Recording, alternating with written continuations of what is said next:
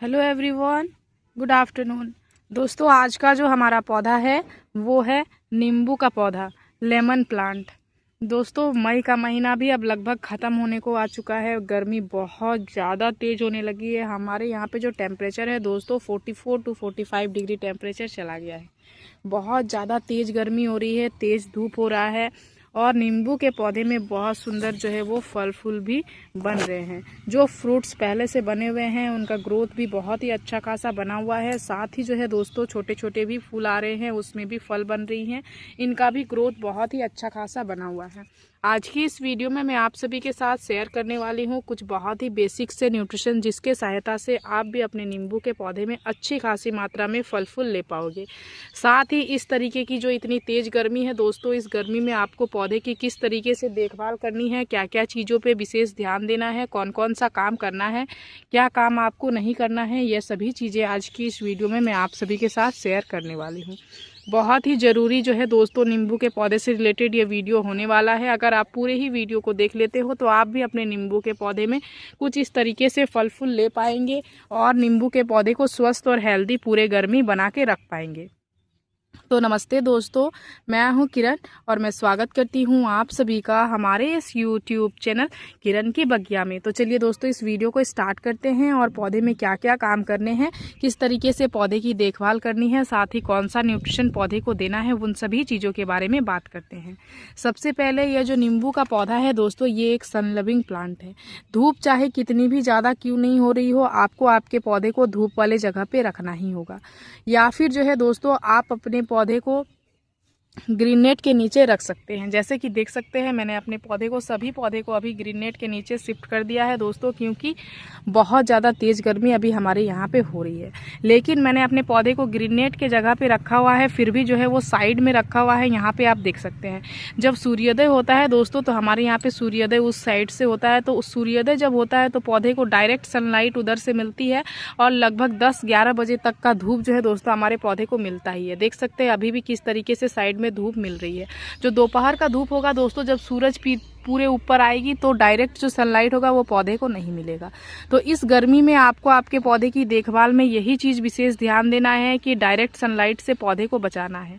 जब दोपहर का धूप होता है, जैसे ही 11 बज के पार हो जाए, 11 बजे के पार वाला जो धूप होता है दोस्तों, और उधर 5 से 6 बजे तक का जो धूप है, उस धूप में आपको आपके पौधे को धूप वाले जगह पे बिल्कुल भी नहीं रखना है। उस धूप में आपको आपके पौधे को सेमीशेड एरिया पे रखना है। कोई भी जो है आप रख सकते हो, बड़े दीवार के नीचे रख सकते हो, जिस साइड से धूप ना लगे वैसे जगह पे रख सकते हो, या फिर बड़े पेड़ के नीचे रख सकते हो, या फिर जो है दोस्तों इस तरीके से आप ग्रीन नेट लगा सकते हो। ग्रीन नेट आप ऑनलाइन भी ले सकते हो, मैं आप सभी को टैग कर दूंगी, वहाँ से आप इजीली बाय कर सकते हो। ग्रीन नेट हमारे पौधे को बहुत ज़्यादा जो है दोस्तों वो धूप से बचाने में मदद करता है। तो दोपहर के धूप में आप अपने पौधे को इसी तरीके की जगह पे रखें, इस चीज़ का विशेष ध्यान दें। दूसरे चीज़ पे अगर बात करूँ दोस्तों, अभी दोस्तों आपको जिस चीज़ का ध्यान देना है, जो भी खराब पत्तियां पौधे में हो रही हैं उनको आपको समय समय पे हटाते रहना है। खराब पत्तियों को हटाना है, साथ ही सूखी हुई ब्रांचेस को हटाना है, क्योंकि ये जो चीज़ें हैं ये आपके पौधे में बहुत ज़्यादा जो है वो मकड़ियों को अट्रैक्ट करती हैं। तो इस तरीके से जहाँ जहाँ से सूखी हुई ब्रांचेस हैं इनको आप कट करके हटा दें। सूखी ब्रांचेस रहेंगी, पौधे में बहुत ज़्यादा मकड़ियाँ आएंगी, मकड़ियों के साथ साथ काली काली चींटियाँ आएंगी, इसलिए इनको आपको पौधे में नहीं रखना है। समय समय पे सूखी हुई ब्रांचेस को हटाते रहना है, इस चीज़ का भी विशेष ध्यान देना है। इट मीन्स पौधे की साफ़ सफाई बहुत ज़्यादा ज़रूरी है। जो पत्तियाँ बहुत ज़्यादा सिकुड़ रही हैं, उसमें ब्लैक स्पॉट्स आ रही हैं, उनको भी हटाते रहना है, नहीं तो वो क्या करती हैं दूसरे पत्तियों को भी ख़राब करती चली जाती हैं। इसीलिए इस काम को भी आपको विशेष ध्यान देना है। जो भी खराब पत्तियां हो रही है, सूखी पत्तियां हो रही है और ब्लैक स्पॉट्स आ रही हैं, उन पत्तियों को हटाना है, सूखी हुई ब्रांचेस को हटाना है, इनको आपको समय समय पे हटाते रहना है। तीसरा चीज़ अगर बात करूं दोस्तों तो वो है पानी। पानी का आपको नियमित ध्यान देना है, नियमित तौर पे पौधे में पानी देनी है। पानी की कमी पौधे में बिल्कुल भी नहीं करनी है और ओवर वाटरिंग से भी आपको बचना है। लेकिन जैसे हमारे पौधे में बहुत सुंदर जो है वो फल और फूल लग रही हैं, फूल भी आ रही हैं, फल भी बन रहे हैं, छोटे छोटे फल भी हो रहे हैं, इस समय अगर आप अपने पौधे में ज़्यादा पानी देते हो तो भी फल फूल झड़ जाती हैं, कम पानी देते हो तो भी फल फूल झड़ जाती हैं। इसलिए हमेशा गमले की मिट्टी में नमी को आपको बना के रखना है। नमी को बनाए रखने के लिए आपको इस चीज़ का ध्यान देना है, गमले की मिट्टी जब भी आपके ऊपर से 1 इंच तक सूख रही हो, हल्की हल्की सूखी हुई दिख रही हो, आपको पौधे में पानी दे देना है, ताकि मिट्टी नीचे तक ना सूखे और जो है वो उसके रूट्स में हमेशा नमी बनी हुई रहे, ताकि पौधे की जो नई नई इस तरीके से फ्रूट्स लग रही हैं, इनकी जो नीचे की जो ये पार्ट होता है दोस्तों, ये बहुत ज़्यादा कोमल होता है। अगर आप पानी की कमी करते हो तो इससे जो है वो फूल जो है वो झड़ जाती हैं। इसलिए पानी की कमी आप बिल्कुल भी ना करें, नियमित तौर पे पौधे में पानी देते रहें, इस चीज़ का भी आप विशेष ध्यान दें।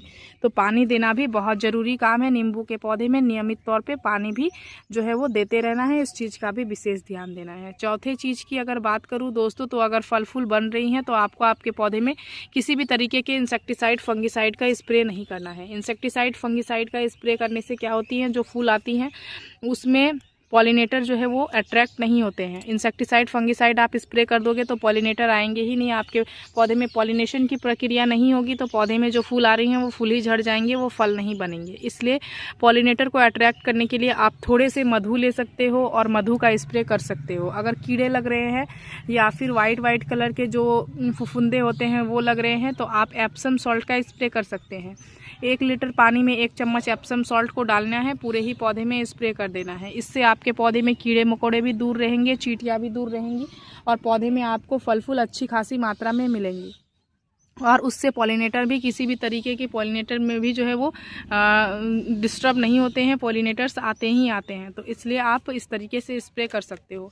अगर पॉलिनेटर बिल्कुल भी नहीं आ रहे हैं, फूल बन रहे हैं, वो झड़ जा रही हैं, फल में कन्वर्ट नहीं हो रही हैं, तो 1 लीटर पानी में 1 चम्मच मधु, जिसे हनी कहा जाता है, उसका भी स्प्रे से आप अपने पौधे में पॉलिनेटर्स को अट्रैक्ट कर सकते हो। ढेरों सारे अपने पौधे में पॉलिनेशन की प्रक्रिया कर सकते हो।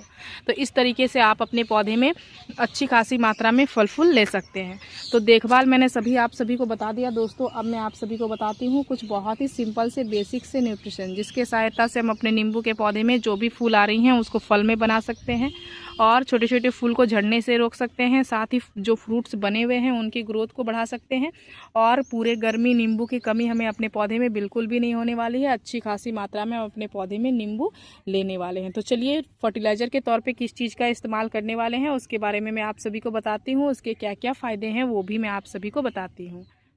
तो जो सबसे पहला फर्टिलाइज़र हमारा होने वाला है दोस्तों, वो आप देख सकते हैं, ये जो कुछ दाने आपको दिख रहे हैं ये है वो दाने।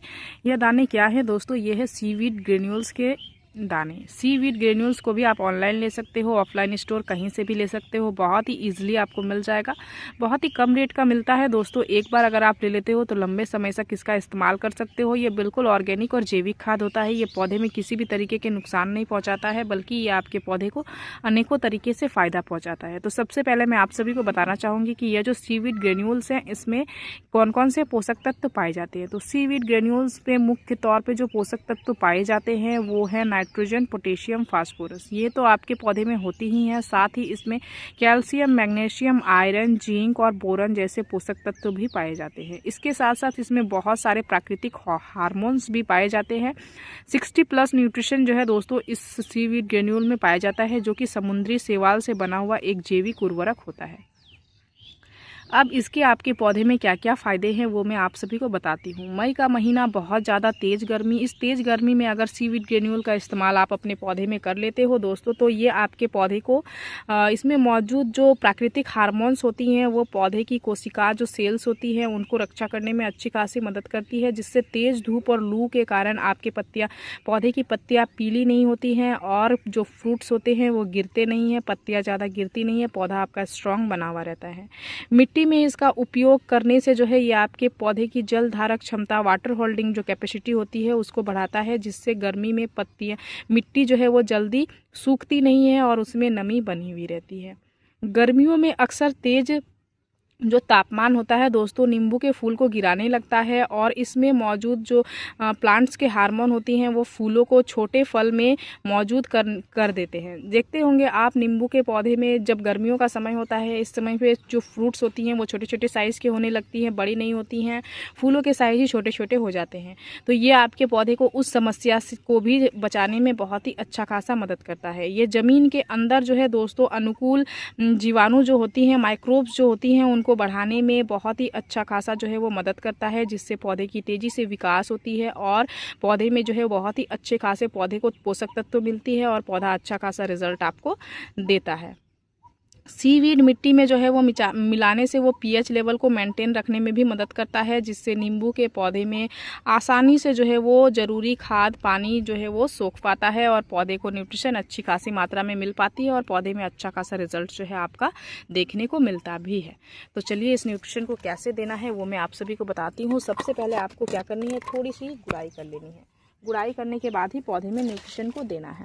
तो यहाँ पे मैं दाने के फॉर्म पे ही न्यूट्रिशन को दे रही हूँ, क्योंकि मैंने कल ही अपने पौधे में पानी दिया है। दोस्तों देख सकते हैं मिट्टी अभी नमी बनी हुई है, अदरवाइज़ आप लिक्विड के फॉर्म पे भी इस न्यूट्रिशन को दे सकते हो। सीवीड ग्रेन्यूल हो, सीवीड फर्टिलाइज़र हो, आप किसी भी चीज़ का इस्तेमाल कर सकते हो। ज़रूरी नहीं है कि आपको ग्रेन्यूल्स का ही इस्तेमाल करना है, आप फर्टिलाइज़र का भी इस्तेमाल कर सकते हो। या लिक्विड के फॉर्म पर आता है, दाने के फॉर्म पर आता है, इस तरीके के अलग अलग स्ट्रक्चर में आता है। अब मैं वाइट कलर का दिखाई हूँ, तो ज़रूरी नहीं है कि आपको भी वाइट कलर का ही लेना है।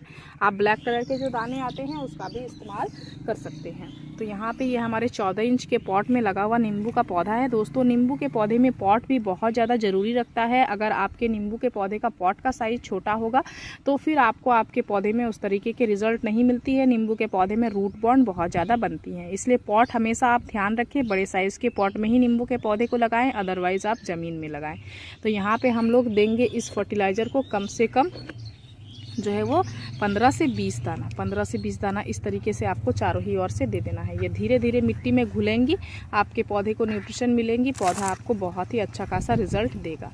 ये हमारा पहला फर्टिलाइज़र पौधे में जा चुका है। अब हम दूसरे फर्टिलाइज़र जो अपने पौधे में इस्तेमाल करने वाले हैं दोस्तों, वो क्या है वो भी मैं चलिए आप सभी को बताती हूँ, इसके क्या क्या फ़ायदे हैं और इसका इस्तेमाल आपको आपके पौधे में कब करना है, क्यों करना है, वो भी मैं आप सभी को बताती हूँ। तो यह जो चीज़ है दोस्तों, ये 1 चम्मच चीज़ ये आप देख पा रहे हैं, ये क्या है, ये है लकड़ी की राख। लकड़ी के राख के आपके नींबू के पौधे में बहुत सारे फ़ायदे हैं। राख में जो है वो प्रचुर मात्रा में पोटेशियम, फास्फोरस और कैल्शियम होती हैं, जो नींबू के पौधे की विकास में, फल आने में, उन्हें गिरने से बचाने के लिए बहुत ज़्यादा ज़रूरी पोषक तत्व माने जाते हैं। और ये जो लकड़ी की राख है सिंपल सी, इसमें 1 रुपये के कोई खर्च भी नहीं है और इन चीज़ों से ये आपके पौधे को बहुत ही अच्छा खासा फ़ायदा पहुंचा सकता है। नींबू के पौधे में लकड़ी की जो राख होती है दोस्तों, ये मिट्टी को पीएच लेवल को सुधारने में भी बहुत ही अच्छा खासा मदद करता है। जो नींबू के पौधे की मिट्टी होती है दोस्तों, उसे पीएच लेवल जो है वो 6 से 7 ही होना चाहिए, अदरवाइज़ पौधे में ज़्यादा एसिटिक मिट्टी हो जाएगी तो भी खराबी करेगा, ज़्यादा जो है अल्कलाइन हो जाएगी तो भी खराबी करेगा। तो ये उसको मेंटेन रखने में अच्छा खासा मदद करता है। साथ ही अभी नींबू के पौधे में कहीं कहीं पे मुझे ब्लैक कलर के जो चींटियाँ हैं दोस्तों वो देखने को मिल रही हैं, तो वो जो है उससे भी बचाने में ये जो लकड़ी का राख है हमारे पौधे को बहुत ही अच्छा खासा मदद करेगा। सिंपल सा आपको करना क्या है, यहाँ पर आप देख सकते हैं किस तरीके से ये ब्लैक चींटियाँ आ रही हैं। इनको क्या करना है, लकड़ी की राख को इस तरीके से मिट्टी में आपको बिखेर देना है। मिट्टी में अगर आप बिखेर देते हो तो जो चींटियाँ हैं दोस्तों वो पौधे में नहीं आएंगी। इस तरीके से बस आपको चारों ही ओर से इस तरीके से कर देना है। ये आपके पौधे के लिए बहुत ज़्यादा फ़ायदेमंद है। आप चाहो तो पौधे को ऊपर से भी इस तरीके से इसको दे सकते हो, पत्तियों में भी, तो आपके पौधे में कीड़े मकोड़े भी नहीं लगेंगे। देख सकते हैं इस तरीके से, देख सकते हैं किस तरीके से मैंने दे दिया है। इस तरीके से आप इसका इस्तेमाल कर सकते हो, मिट्टियों में भी दे सकते हो, इसमें पोषक तत्व भी होती हैं। साथ ही ये आपके पौधे के लिए बहुत ही अच्छा खासा जो है वो इंसेक्टिसाइड्स का भी काम करता है। लेकिन एक चीज़ का आपको ध्यान देना है, मात्रा ज़्यादा नहीं देनी है। 14 इंच के पॉट में लगा हुआ है तो 2 मुट्ठी मैंने नीचे दिया है, 2 चम्मच सॉरी दोस्तों मैंने नीचे दिया है। ऊपर पत्तियों में मैंने थोड़ा सा जो है वो इसको छिड़काव भी कर दिया है। तो इस तरीके से आपको मात्रा रखनी है और पौधे में देना है। केमिकल राख का उपयोग नहीं करना है, जैसे कि ऑनलाइन जो है वो लकड़ियाँ मिलती हैं जो कि केमिकल, जिसमें कलरफुल लकड़ियाँ होती हैं, उसमें केमिकल दिया हुआ होता है। उस लकड़ी का राख आप इस्तेमाल ना करें, अदरवाइज़ आपके पौधे के लिए नुकसानदायक भी हो सकता है। तो इस तरीके से आपको यह दोनों ही फर्टिलाइज़रों का इस्तेमाल करना है। पौधे की जो फल फूल बन रही हैं उनका विकास भी अच्छा खासा होगा, साथ ही पौधे को बहुत ही अच्छा खासा न्यूट्रिशन भी मिलेगा और आपका पौधा जो है दोस्तों अच्छा खासा ग्रोथ भी करेगा और ढेरों सारे फल फूल भी बनाना स्टार्ट कर देगा। जो भी लोग नींबू के पौधे में अच्छी खासी फ्रूटिंग नहीं ले पा रहे हैं उनके लिए यह सिंपल से फर्टिलाइज़र और कुछ देखभाल जो मैंने शेयर किया वो बहुत ज़्यादा ज़रूरी है। इस तरीके से देखभाल करके आप अपने पौधे में ढेरों सारे फल फूल भी ले सकते हो और अपने पौधे को कीड़े मकोड़ों से भी बचा सकते हो। तो नींबू के पौधे से जुड़ी मेरी इस वीडियो में दी गई जानकारी अगर आप सभी को अच्छी लगी दोस्तों तो इस वीडियो को लाइक शेयर कमेंट जरूर कीजिएगा। अगर आप इस वीडियो के माध्यम से हमारे चैनल पर नए आए हैं तो चैनल को सब्सक्राइब कर लीजिएगा, बेल आइकन जरूर प्रेस कीजिएगा ताकि हमारी जो भी नई वीडियोज़ आएंगे उनके नोटिफिकेशन आप सभी को मिल जाएंगे। इस वीडियो को आपने पूरा देखा उसके लिए मैं आप सभी को तहे दिलों से धन्यवाद देती हूँ। दोस्तों मिलते हैं एक अनदर वीडियो पे। नमस्कार।